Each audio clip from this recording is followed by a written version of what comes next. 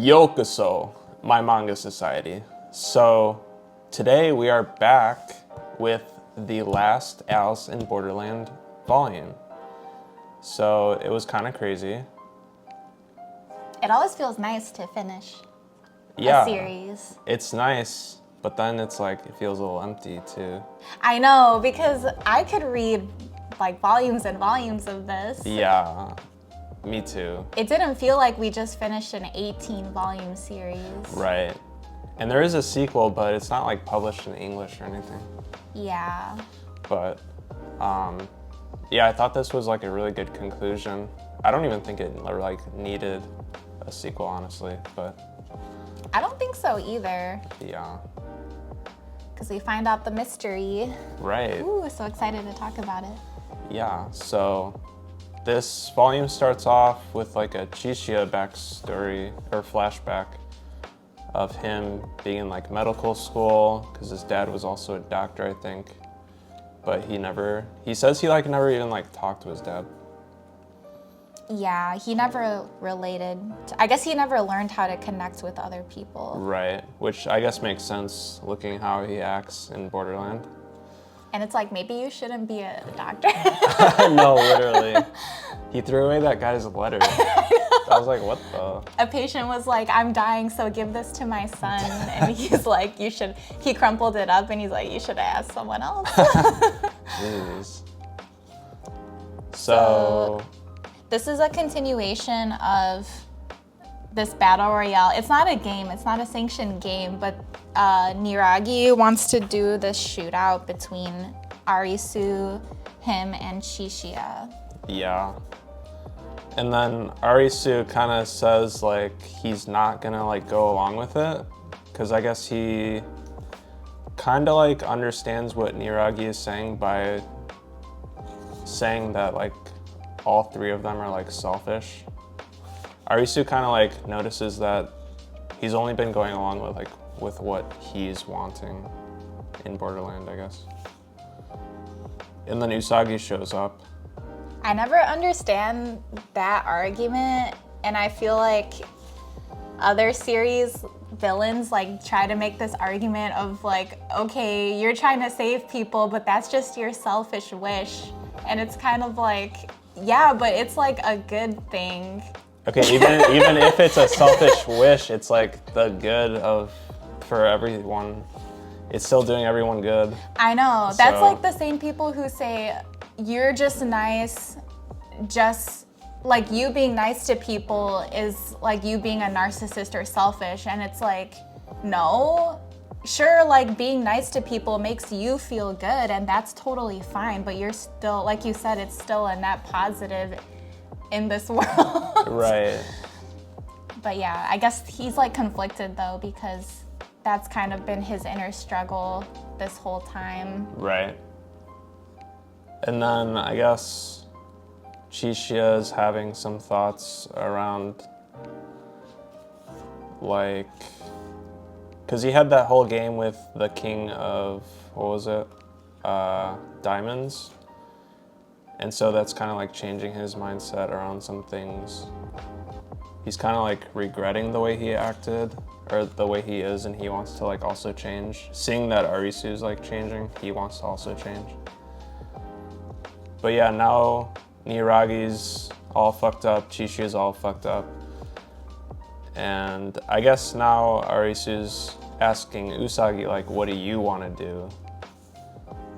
And she wants to keep fighting. So this leads to the Queen of Hearts games, and Niragi and Chishia's on like the brink of death. So they're just kind of wanting to like finish it up so that they can get them back to the real world. And then they get to the game site and they meet back up with their friends from earlier, and now they have to choose who wants to go into the game because it says there's an unlimited number of participants. And weapons are allowed.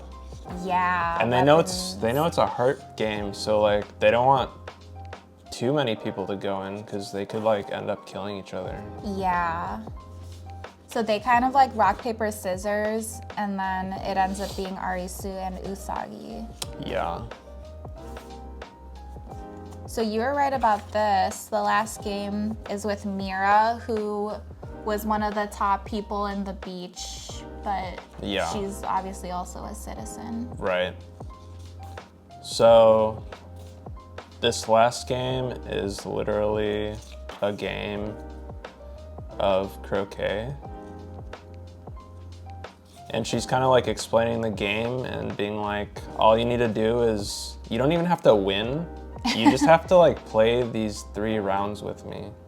Just finish the game. Finish the game. So you know there's something else up her sleeve. Yeah, you know something's gonna happen, but like, it's like what? Because, okay, this is so easy.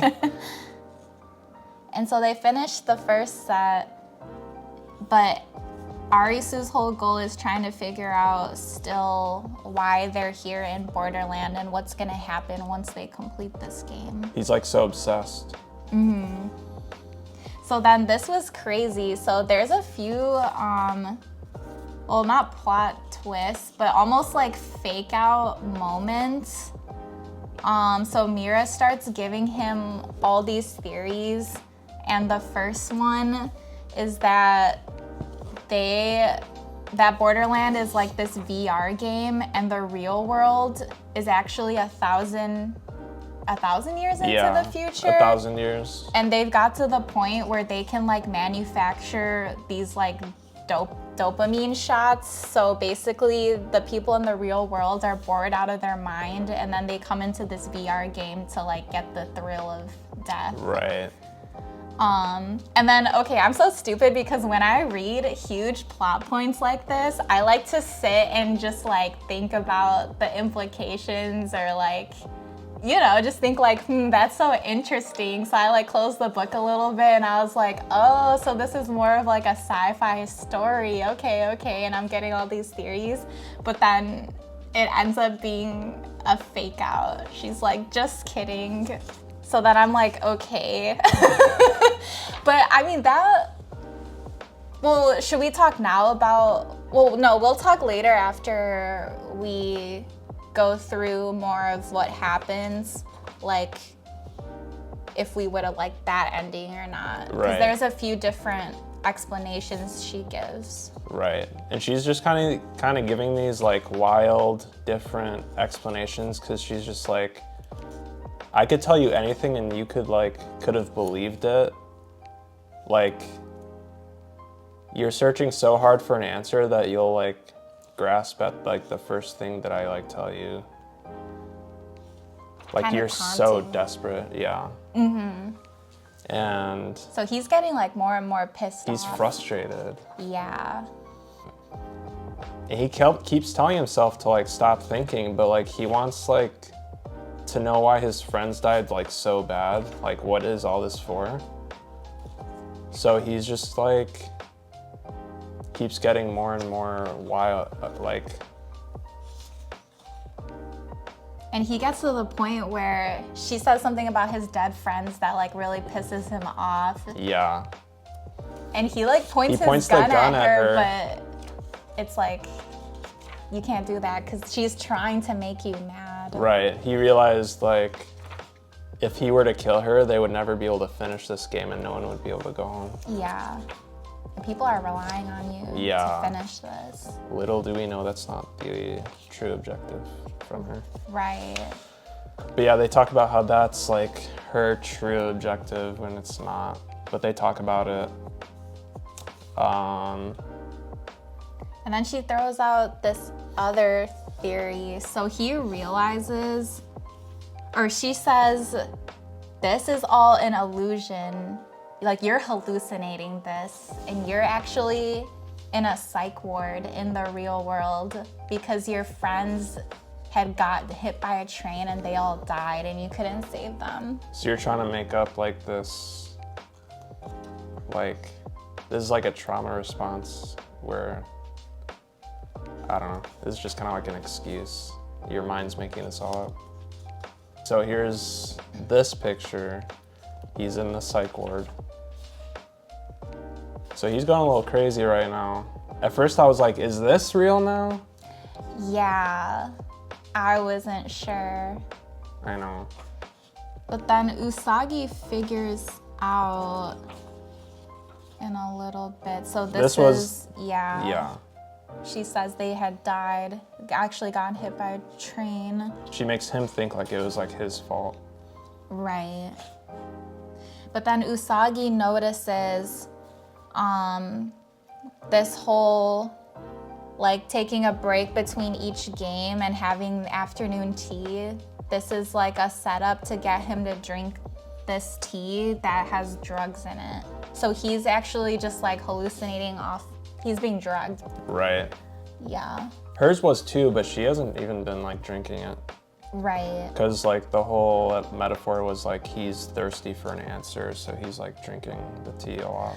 Oh, I didn't even think of that as a metaphor. That's cool.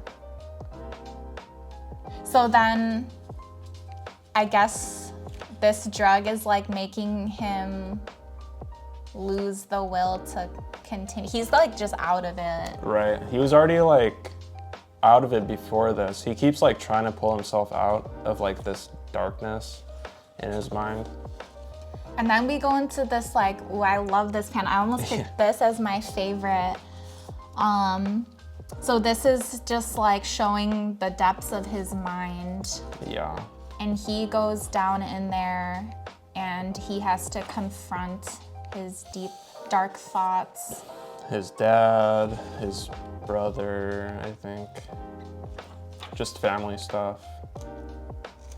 Then he starts questioning like why he's even like alive. Cause she said she put in the cup too stuff that like suppresses his like will to live basically as well. Mm-hmm. So that's also making it that much worse.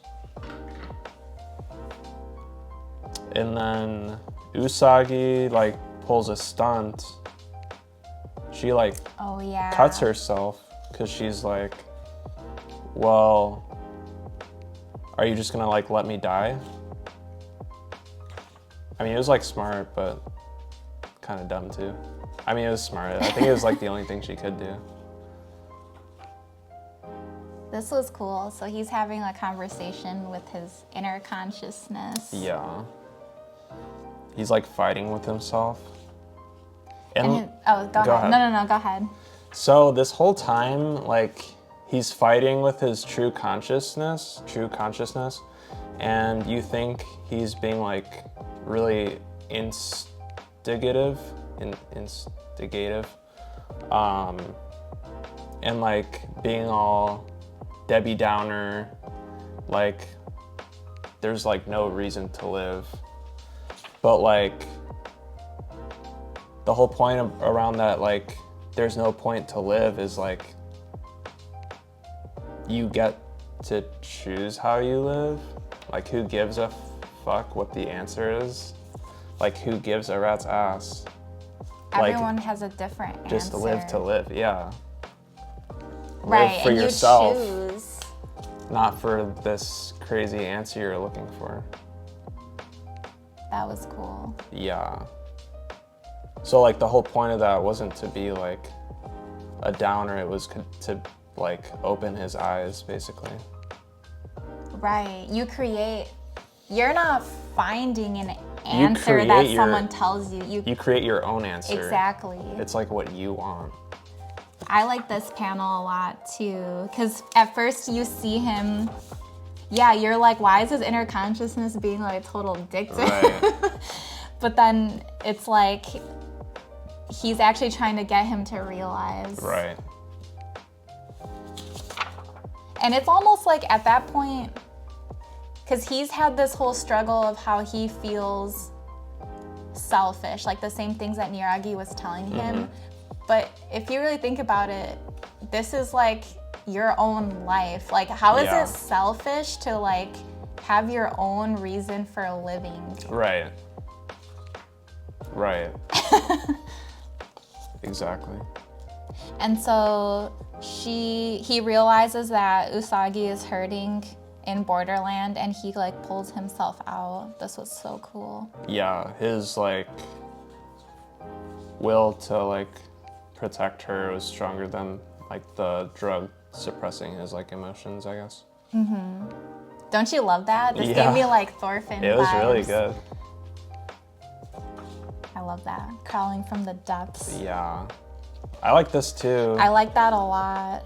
It's not like forgiving his dad for being absent, but it's like contextualizing it in the fact that everyone was struggling. Like, your dad could have like been a better dad, yes, but it's like you all were dealing with the grief of your mom passing. They were all going through the same exact thing, basically. Yeah. Not that it like justifies him being a dick, but It doesn't justify it, But, but, like, it he helps understands. yourself Yeah. like move on. right. So after that, he like regains consciousness and he's kind of like, okay, let's like finish this up. They talk a little bit, and he's just kind of like, was this to like save me? Because he's like, do you even know the answer? Right. Because I don't even think she does. She doesn't. She doesn't. So after realizing all of this, this was actually my favorite scene because after like, I feel like we pretty much covered it, but like the whole point of all of that was for him to like stop overthinking, stop searching for like an answer that kind of like almost doesn't exist. And then only after does he like give up on searching for this unknown, mysterious answer. He's actually having like a little bit of fun. Like he was creating his own suffering almost. So they complete the game. They win. And they all choose to go back to the real world even though they don't know what's gonna happen. Right, except for these two. So they're still there. Yeah. That's funny. So yeah, they choose to go back. They see this like Joker. So I feel like this is like, after reading the whole thing, I feel like that's just like this Alice in Borderland's interpretation of like death. Oh. So Yeah, like something you can't control. right, like yeah. Like this is like almost, I mean, we'll go over it in a second, but this is like the purgatory, and like this is like death. He'll take you to like actual death if you like die in this world or something. Oh yeah, because that's- this. Yeah. Yeah. So So then at this point, you're really wondering like, okay, there's only like this much left in the volume. What's gonna happen? Like, what is the real answer? Because Mira's throwing us all these curveballs Right. that weren't the real answer. Right. So at this point, like, what did you think was gonna happen, like, in this volume? I thought he was gonna like go back to the same point where he and his friends like transported, but I thought his friends were gonna be alive still somehow. Oh. Like the fact that they won means that everyone lived or something. But I didn't think we would get like an answer. Just that they went back and everyone lived. And everyone lived. Yeah. I actually thought that maybe all these people in Borderland were like people who wanted to end their own life. And I thought it would like take you to that point maybe. I see. Yeah. But what actually happened, so the fireworks were a meteorites Yeah. that crashed onto Tokyo, Yeah. and Arisu and everyone else in Borderland were just on the brink of death. And all this was happening, like literally all these games in Borderland, their hearts were stopped for like a minute. Yeah. And all of this was happening in their minds in a minute. So there's a bunch of people dead and then a bunch of people injured. So then Arisu gets taken to the hospital. This was crazy. This was insane. But so it's kind of interesting because so all this happened in their mind, and they don't have like concrete memories of Borderland, but their subconscious has memories of it. Yeah. So he doesn't know that like Borderland happens, but he has like this feeling of something that's like pulling them together. So then you see all of these characters. So they're all in the hospital. And they're all in the hospital, but somehow they're like being pulled. I don't know, they have this like feeling that's like pulling them together. So then Dodo's there and he's watching Aguni like struggling in this coma, and Akane. I feel like, so it's like insinuating that there is like some sort of like afterlife thing that happens if you like die, but they were able to like pull themselves through. So I guess their souls have like these memories, but they don't like their their conscious, on a conscious level, they don't like remember. But maybe it's like there's like souls that like remember or something, you know? Right. I don't know. And so the people that died in Borderland also died in real life, because he sees... If you die in the game, die.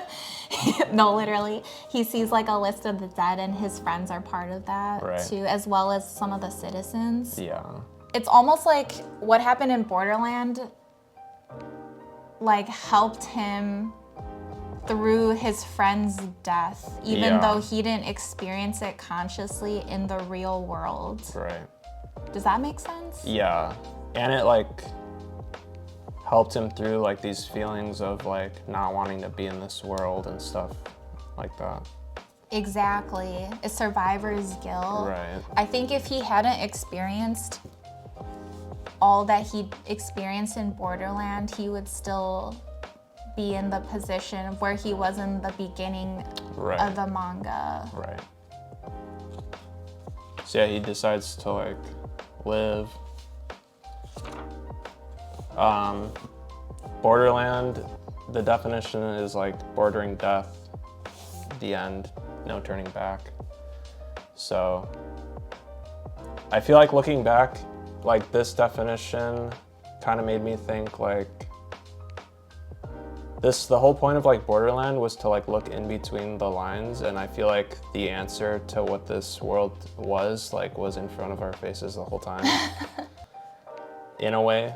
It's almost like I didn't guess it, but like you could have guessed it. Yeah. Especially at that point in the last volume when there were like, those weren't fireworks. I feel like that was a huge clue. Right. And how it's like only the people from Tokyo too. Yeah. That's interesting. It's interesting. Oh, so then they don't consciously know each other, but like I said, there's like something that's like their souls are like pulling them towards each other. So then they meet in the hospital, and then they end up going out. Yeah, exactly. Exactly. It's kind of crazy. And I like this epilogue here. So this reporter, I think it was like a couple years after the meteor incident, she's interviewing people on the street. Why are you alive?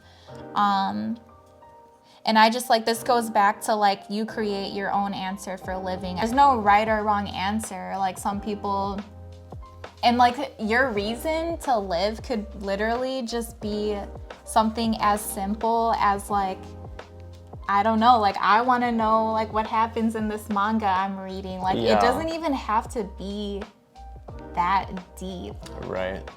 Like the things see what the One Piece is. The thing that brings you joy in your life is the reason that you live. Right. Whether it be like your family or friends or like your loved ones or even just like entertainment. I don't know. I thought it was really cool. No, it was cool. Cool way to show Yeah. the theme of the series. Yeah. It goes back to Arisu, and he's getting interviewed, and then this is my favorite panel. I live because, and you don't get an answer, but I just like that it ends on this uplifting note, and it's kind of like, I do like stories that remind you of the preciousness of life, but it's like done in a way that's not super cheesy. Right. So I just really like that. That was nice. Yeah. So I guess like we can talk about the ending, like all the different possibilities there were with the ending and what the author chose, and then just like the series overall, I guess. So we were talking about like all the fake out endings that Mira had brought up. Like, would you have preferred those endings? And then for me, I think the very first time I saw this ending, because Snapkin and I had a conversation a few volumes ago about what if this was all a dream, like it was all in their head and none of this happened in real life. Like, wouldn't that be lame? But then the more I think about it, I think this makes the most sense thematically with what the author is trying to do. Because sure, the sci-fi ending where this was like a virtual reality game and then they go back, they're actually 1,000 years in the future. I did think that would have been interesting, but thematically, I don't know, like, cause it's not a sci-fi story. Yeah. I feel like, okay, I could be like totally wrong about this, but like, I feel like this could have been a way of like the author also like talking to us, like, is this the ending like you wanted? Like all these crazy endings, blah, blah, blah. Cause I feel like a lot of